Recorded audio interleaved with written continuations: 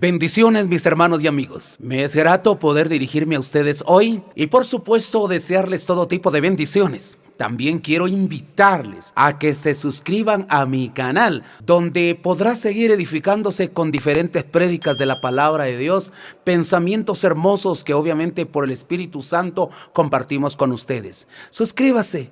También en mi canal pues active la campanita de notificaciones para poder ser notificado de las nuevas prédicas que constantemente se suben. Bendiciones para todos. Es un gusto poder servir al pueblo de Dios. Evangelio según San Juan, leemos capítulo 5 y verso 39. ¿Estamos ahí, hermanos?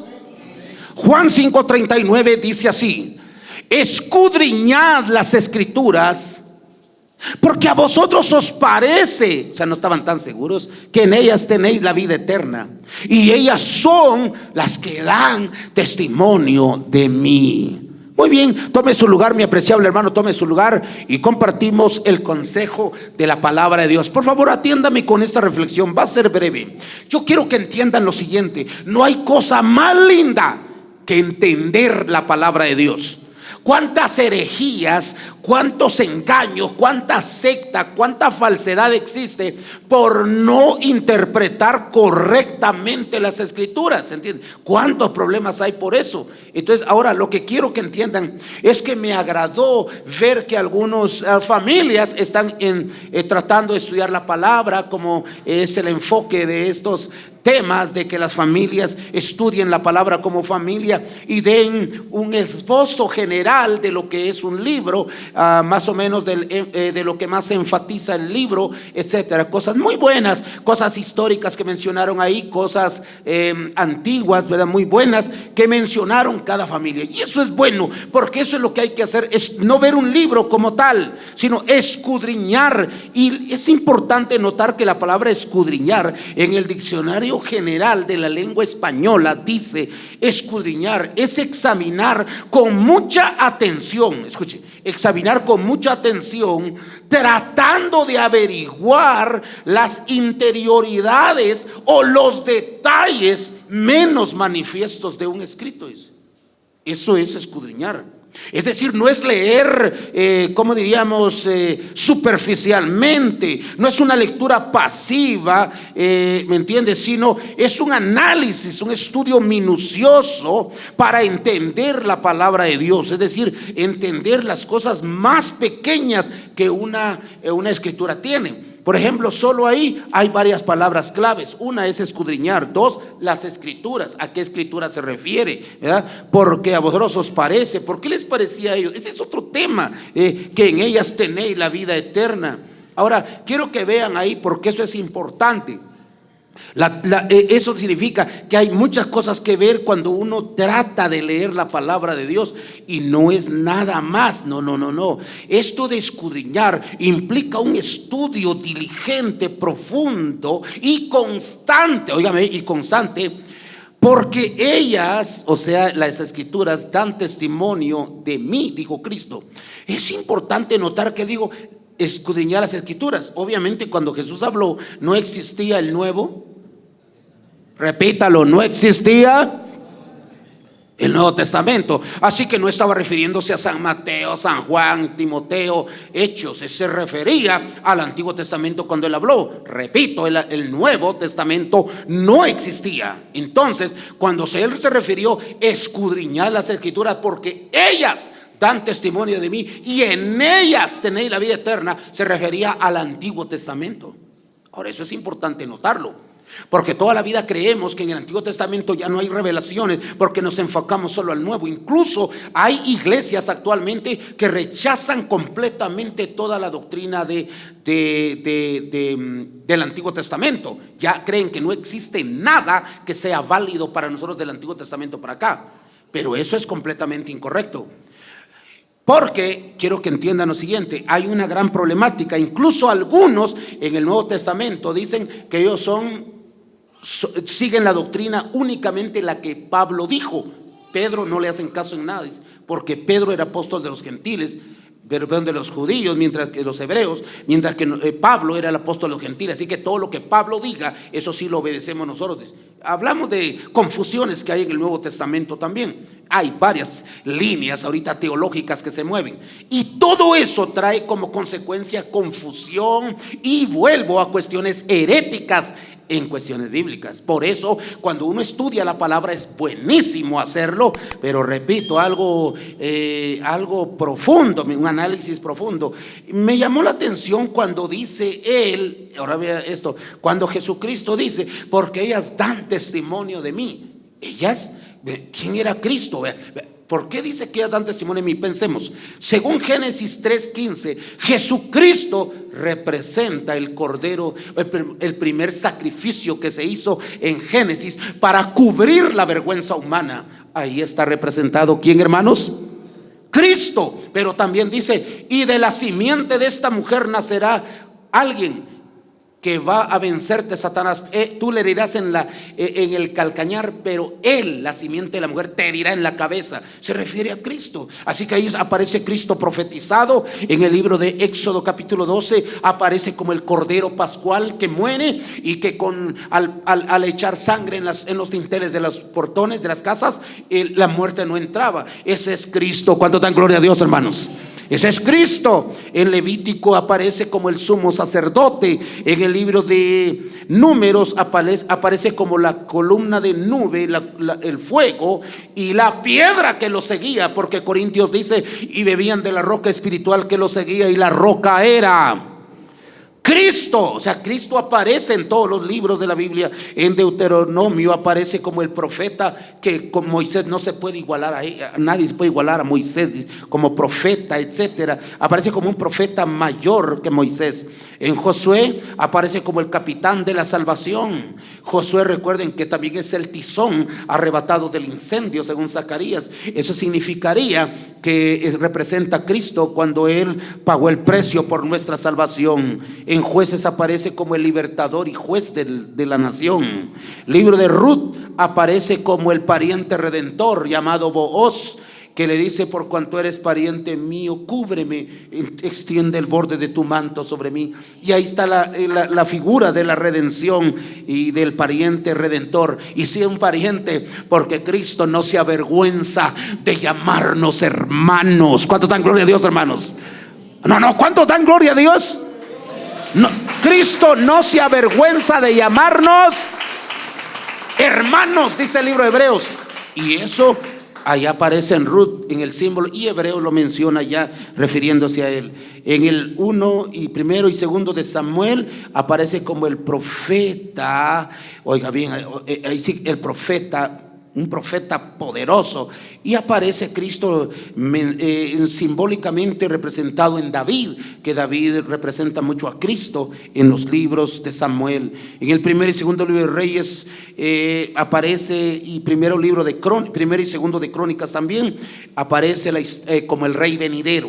Habla de la promesa del rey que vendrá a gobernar. En Esdras y Nehemías, Dios aparece ahí como el constructor de muros, el que levanta paredes al que es imposible de vencerlo. ¿Cuándo dice amén, hermanos? En Esther aparece ahí Mordecai o Mardoqueo como tipo de Cristo ahí, ¿me entiende? Tipo de Cristo ahí salvando a todo el pueblo de Israel. Job, ahí aparece como el redentor viviente en toda la historia. Cristo es el Salvador ahí. En el libro de Salmos aparece al Señor como pastor, como el Hijo del Hombre y como el Rey de Reyes. ¿Cuándo dice amén? En Proverbios y Eclesiastés aparece Dios como el símbolo de la sabiduría perfecta que viene de Él, y todo eso. En Cantares aparece como el amado esposo. En Isaías aparece como el siervo sufriente o el Emanuel, Dios con nosotros. ¿Cuándo dice amén? Jeremías y Lamentaciones aparece como la rama justa, apareciendo ahí la justicia divina y la misericordia de Dios en Jeremías y Lamentaciones. En el llanto, en el sufrir del siervo. En Ageo, en el libro de Ezequiel, continuando con estos libros, Ezequiel aparece como el pastor fiel. Habla mucho de los pastores en Ezequiel. Daniel, ahí en el libro de Daniel aparece como el Hijo del Hombre, cuando aparece entre los 3 que fueron lanzados al lago, ¿qué? Al horno de fuego. Aparece un cuarto semejante al Hijo de los dioses. Era Cristo representado ahí. En el libro de Oseas aparece como el esposo fiel. En el libro de Oseas. Libro de Joel aparece como el poder, la llenura, el que llena con el Espíritu Santo. En el libro de Amós, él aparece como el que lleva las cargas, el cargador de cargas, dice el dicho completo, el cargador de cargas. En el libro de Abdías aparece como el Salvador. En el libro de Jonás, no digamos Jonás, dice: así como Jonás estuvo en el vientre de pez 3 días, 3 noches, así estará el Hijo del Hombre en el corazón de la tierra. Jonás es un símbolo de Cristo. Miqueas aparece como el mensajero. Oiga, el mensajero de pies hermosos que lleva las buenas nuevas de salvación, Cristo Jesús. Nahum aparece él como el vengador. Libro de Habacuc aparece como el evangelista que aviva la obra en medio de los tiempos. Libro de Sofonías aparece como el Señor poderoso, el todopoderoso. En el libro de Ageo aparece como el restaurador de lo que se ha perdido. En el libro de Ageo, por eso ahí habla también de la restauración del templo y que la gloria postrera será mayor que la primera. ¿Cuánto dice amén? Todo eso. Zacarías aparece como el manantial abierto, el manantial de aguas vivas. En Malaquías aparece como el sol de justicia. Y yo te dije una de las cristofanías, una de las tipologías en las que aparece Cristo en el Antiguo Testamento. Y hay varias, no es una, son varias, ¿entiende? Ahora bien, quiero que entienda esto. Cristo es mencionado en todo el Antiguo Testamento en diferentes maneras y formas. Cuando Cristo dijo: escudriñad las Escrituras porque a vosotros os parece, es porque a ellos les parecía. Y le pregunto a ustedes por qué vienen a la iglesia a oír palabra de Dios. ¿Les parece que aquí está la vida eterna en la palabra o ahí está? No oigo nada. ¿Les parece o aquí está? ¿Por qué le digo a la verdad? Porque a ustedes os parece, porque le está hablando a los fariseos. Ustedes, si viene otro hablando de él mismo, a ese lo reciben, dice aquí mismo.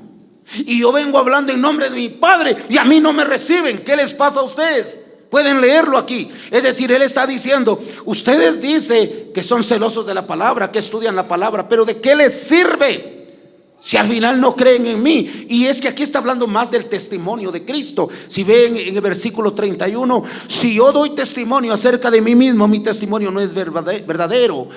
Verso 32, otro es el que da testimonio acerca de mí y sé que el testimonio que da de mí es verdadero. Ya iban 4 veces la palabra testimonio. 34, pero yo no recibo testimonio de hombre alguno, mas digo esto para que vosotros seáis salvos. Ahora él dice, habla de Juan Bautista, si no estoy mal. Él era antorcha que ardía y alumbraba, y vosotros quisiste regocijaros por un tiempo en su luz. Mas yo tengo mayor testimonio, dice otra vez, que el de Juan. Por eso digo que está hablando de Juan, que él era como una antorcha, y muchos quisieron apegarse a él porque vieron que era un gran profeta de Dios.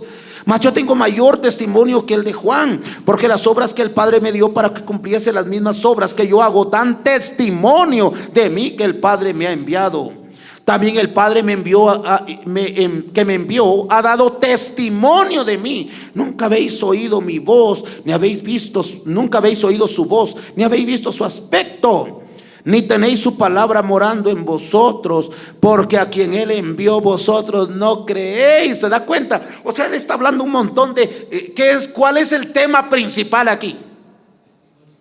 El testimonio, es decir, el dar a conocer a alguien a través de algo que se dijo. Y Dios dice: escudriñen la Escritura, ella da testimonio de mí. Analicen cada aspecto, qué significa, qué es lo que representa un escrito. Especialmente él se refería, repito, al Antiguo Testamento, ¿entienden? Al Antiguo Testamento. Escudriñen esa escritura, hombre. Mire, traten de comprender y entender a profundidad. Y eso es lo que Dios le pidió incluso en el Antiguo Testamento se demandaba eso. Vayan conmigo a Nehemías capítulo 8, por favor. Nehemías capítulo 8, si no estoy mal. Por favor, vaya conmigo allá.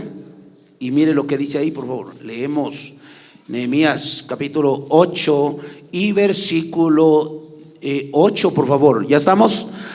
8:8. Y leían en el libro de la ley de Dios. Escuche cómo se leía el libro de la ley de Dios antes. Y leían en el libro de la ley de Dios claramente, y ponían el sentido, de modo que entendiesen ¿qué? La lectura. Pueden ver ese aspecto importante de que no es solo leer, sino poner el sentido en la lectura. O sea, tratar de comprender lo que la palabra de Dios quiere decir. ¿Qué es exactamente lo que la palabra quiere decir? Es como la vez pasada que le prediqué sobre la puerta. ¿Para qué hace una puerta? Entonces, para entrar, sí, pero también sirve para salir. ¿Cuántos dicen amén, hermanos? ¿Me doy a entender? Es decir, cuando uno empieza a analizar profundamente qué es una puerta, es increíble. Es como cuando yo analicé qué significa la palabra libro. Si yo le pregunto ¿qué es libro? Lo que se tiene en la mano es un libro en sí.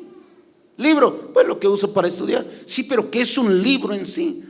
Y cuando uno analiza la palabra libro en sus orígenes, la palabra libro quiere decir, es un documento que da información de una persona en tiempo pasado, o puede ser en tiempo presente. Es un lugar de información que detalla aspectos de la persona y empieza, o sea que un libro no es solo libro, tiene una definición. Cuando uno estudia la palabra de Dios, también debe ver a profundidad qué significa. Hay que ponerle sentido a la palabra. Y dice, para entender lo que en este caso incluso lo que se les está predicando. Ustedes leen, gloria a Dios, hay que leer la palabra. ¿Cuántos se comprometen a leer la palabra de Dios, hermanos? No, de verdad. Y si no saben leer, que alguien les lea.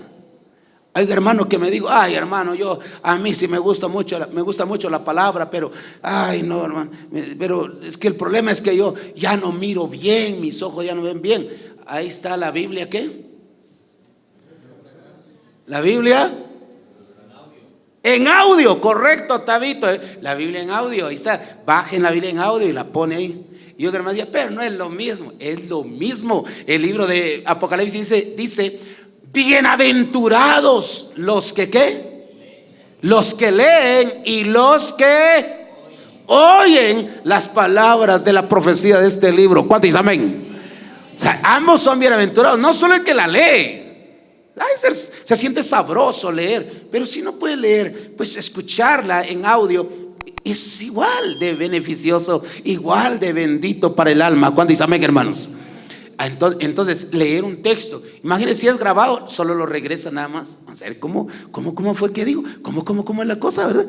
Y lo vuelve a escuchar. Es que por eso es que no entendemos la Biblia, porque no tenemos ni idea, ¿entiende? La Biblia tiene detalles ocultos, cosas lindas, que si no le prestamos atención, si solo la prédica es un fondo que está ahí. Por ejemplo, muchos ponen radio y está predicando un hermano y el pobre va a gritar ahí, es fondo nada más, que usted ni está prestando atención a lo que está diciendo. Y eso es lo que no es correcto. Quiero que vean lo que hacían los de Berea. Vayan conmigo al libro de Hechos 17. Y eso es lo que Dios precisamente quiere que su pueblo haga. Repito, no es solamente leer, mis benditos hermanos. Lo que yo quisiera es que lo que aprendieron de la palabra de Dios se les quede grabado. Entiende que eso es lo importante, quede grabado. En Hechos 17 dice, verso 10, inmediatamente dice, los hermanos, oiga bien, los hermanos enviaron de noche a Pablo y a Silas, porque había un gran alboroto en Tesalónica, ¿verdad? Y obviamente querían matar a los siervos de Dios, ¿verdad? Que procuraban matar a los siervos en la casa de Jasón. Pero la Biblia dice aquí, los hermanos enviaron de noche a Pablo y a Silas hasta Berea. Y ellos, habiendo llegado, entraron en la sinagoga de los judíos. Y estos eran más nobles que los que estaban, ¿dónde? En Tesalónica. Recuerde que en Tesalónica, dice el 17, fue donde estuvo el alboroto, donde una turba quería pues golpear a Pablo. Vean el 2, Pablo como acostumbra, dice, Pablo, como acostumbraba, fue a ellos y por 3 días de reposo discutió con ellos, declarando y exponiendo por medio de las Escrituras que era necesario que el Cristo padeciese y resucitase de los muertos, y que Jesús, a quien yo os anuncio, decía él, es el Cristo. Y algunos de ellos creyeron y se juntaron con Pablo y con Silas, y de los griegos piadosos gran número, y mujeres nobles no pocas. Entonces los judíos que no creían, teniendo celos, tomaron consigo algunos ociosos, paraganazos que no hacían nada, hombres malos, juntando una turba, alborotaron la ciudad y asaltaron la casa de Jasón. Procuraban sacarlos, ¿qué dice? Al pueblo, es decir, exponerlos, y querían matarlos, obviamente. Ahora bien, debido a ese alboroto, sacan a Pablo y a Silas de ahí. Váyanse mejor, porque la gente los quiere matar, ¿de acuerdo? Los sacan de ahí, entendiendo el contexto ahí, y ellos, habiendo llegado, entraron en la sinagoga de los judíos, y estos eran los de Berea, recuerde, y Silas entraron, dice, hasta Berea. Llegaron a Berea. Y estos, los de Berea, eran más nobles que los que estaban en Tesalónica, pues recibieron la palabra con toda solicitud. ¿Pero qué hacían ellos? Escudriñando cada día, ¿qué dice? Las Escrituras, para ver si estas cosas que dicen. Esto nada más, no, porque incluso aquí, hermano, no porque predicó Juan José García, ya crean ustedes.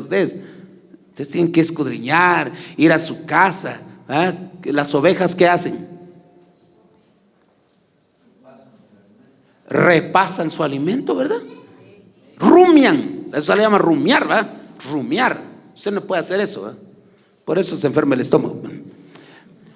El animal rumia, repasa su comida otra vez, la muerde de nuevo, no sé, algo así, la procesa de nuevo. Y dice, y como nosotros somos ovejas, tenemos que rumiar espiritualmente, hermano. Oigan la palabra aquí, regresen a su casa. Mira, el hermano Juan predicó escudriñar, ¿verdad? ¿Qué decís vos? Dice que es muy profundo, que no es solo leer. Pero eso es para predicadores. No, es para todos. Y discutan ahí. Entonces, cuando digo discutan, no quiero decir que se quiebren los dientes de ustedes. Es decir, tratar de analizar, ¿va?, la palabra de Dios. Así eran los de Berea, porque ellos tal vez, seguramente habían entendido lo que Cristo había dicho: escudriñar las Escrituras. Ellos escudriñaban cada día. Ahora ahí lo dice, escudriñando cada día las Escrituras para ver si estas cosas eran así. No daban un día de descanso, diariamente, todos los días. Trataban de analizar si lo que se les había predicado era correcto. ¿Y quién les había predicado? Pablo. Así que no importa quién les predique, analicen la Escritura, escudriñenla. ¿Y qué es escudriñar? Les voy a repetir el concepto. Es examinar con mucha atención, tratando de averiguar las interioridades o los detalles menos manifiestos, detalles ocultos de un escrito. Amén, hermanos. Detalles ocultos de un escrito. Dígame un texto por ahí de la palabra, cualquier texto bíblico, dígame un texto por ahí. Un texto rápido, cualquiera. No sabe la cita, no importa. Un texto. Yo soy la vid verdadera. De acuerdo. La vid verdadera. Dígame, ¿qué significa eso? ¿Qué les viene a la mente? Oír vid verdadera. ¿Qué analizan ustedes? Rápido, así. Algo rápido. Una planta, pero ese es el sentido más material, digamos, el sentido material. ¿Sentido espiritual? O sea, porque la vid es el tronco, ¿sabían eso? ¿La vid qué es? Es el tronco, y de él viven las ¿qué? ¿Qué son qué son pámpanos? Ramas. Entonces, yo soy la vid verdadera. La vid es lo que le da la vida, la savia, es lo que trae la rica savia hacia todo el árbol, ¿entiende? Las hojas es lo que da frutos y todo. Por eso él dijo: yo soy la vid verdadera. Bueno, mi padre es el labrador. Bueno, toda rama que en mí no da fruto será cortado y echado al fuego. Ahora, pero dice que es la vid, ¿qué? ¿Qué significa eso? hay falsas, ahora entiende, hay falsedad. Entonces, y ahí ya comenzamos a interpretar, ¿se da cuenta? No es solamente leer un texto, es atinarle y entender que hay cosas muy pequeñas, pero que tienen un significado profundo que no entendemos. Incluso cuando usted lee las genealogías, un día le voy a predicar un tema sobre una mujer que aparece en las genealogías de Génesis y después aparece en las genealogías ya en el tiempo de Josué y de David. ¿Qué hace una mujer 800 años después mencionada en otra genealogía, en otro listado después? Es un análisis profundo. Son aguas profundas que a muchos les cuesta entender. ¿Cómo? Pero da a entender que está viva todavía y vivió en el tiempo de Génesis 800 años antes, 700 años antes. ¿Qué está siendo mencionada ahí? Cuando salieron de Egipto, algunos, y por ello algunos escritos esto no está en nuestra Biblia, pero escritos del Talmud, creo que es del Talmud, creen que esa mujer que mencioné es la misma. Ellos creen que esa mujer recibió una bendición de tener una longevidad de vida, al igual que los anteriores que vivían hasta 1000 años. Por eso ella vivió 700 años y llegó desde Abraham hasta José. Llegó hasta allá, hasta Abraham, hasta Moisés, perdón, porque vivió más de 700, 800 años. La mujer tuvo una longevidad como los antiguos, como Matusalem y todos ellos.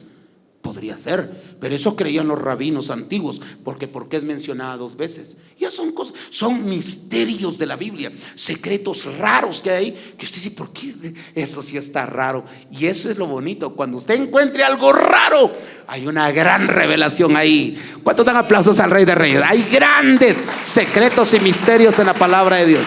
Pero bueno, son cosas que están ahí y que hay que aclararlas por la revelación del Espíritu Santo. Así que espero que ustedes puedan seguir escudriñando, no leyendo. ¿Cómo dijimos?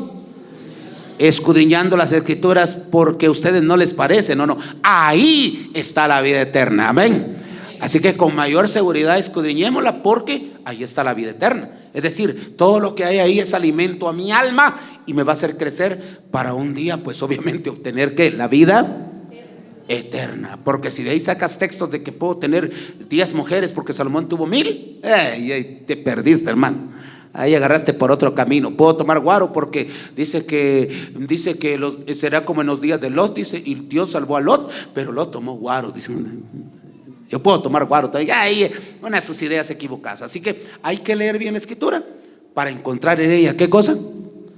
La vida eterna, porque Pedro dice en la primera de Pedro, muchos en vez de encontrar vida eterna, la palabra se vuelve un tropiezo para ellos. Es un grave problema. Vamos a orar al Señor en esta oportunidad, mis apreciables hermanos, y agradecer a Dios por este día tan especial. Que Dios siga revelando su palabra. Ahora es escudriñar, leer, pero ¿qué otra cosa?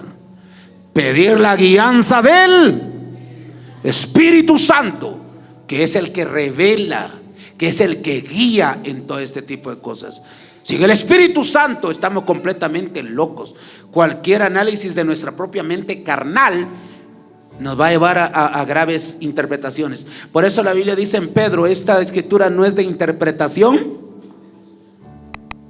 privada, dice Pedro. Interpretación privada, o sea, no es personal, no es mía nada más. Esto es algo del Espíritu Santo, ¿me entienden? Algo del Espíritu Santo. Así que oremos siempre pidiendo esa revelación del Todopoderoso. Oremos, bendito pueblo. Padre Celestial,